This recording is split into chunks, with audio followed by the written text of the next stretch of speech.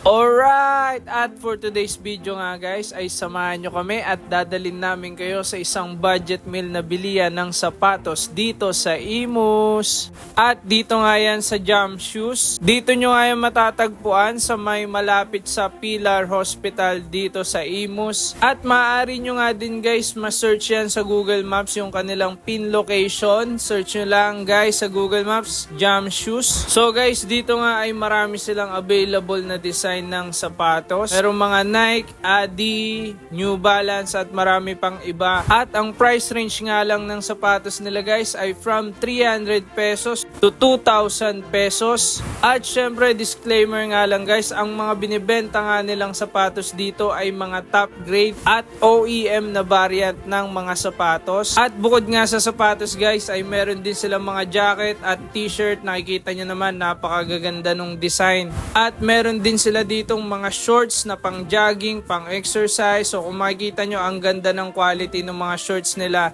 Ranges lang yan guys from 350 to 600 pesos yung mga t-shirts saka shorts nila. At syempre kaya nga kami pumunta dito para ihanap si Hans ng kanyang sapatos na pang training sa kanyang volleyball clinic ngayong June. At ito nga yung design na napili niya, yung OEM ng Ultra Boost. At maganda na nga rin ang quality niyan at alam kong taon na tumatagal kasi madalas dito rin ako nabili ng mga sapatos ko na pang trabaho. At ayun, tuwa na naman ang ating chikiting. So ayun nga guys, punta lang kayo dito sa may Jam Shoes kapag kailangan nyo ng sapatos na pang araw-araw na gamit nyo. Affordable nga lang dito at maganda ang quality ng sapatos nila. At dumaretso nga rin kami sa palengke para bumili ng mga iba pang gagamitin ni Hans para sa kanyang training. At ayun, inabot na nga kami ng ulan sa paglalakad. Sakto nga pagkalabas namin dun sa palengke, bigla namang umulan.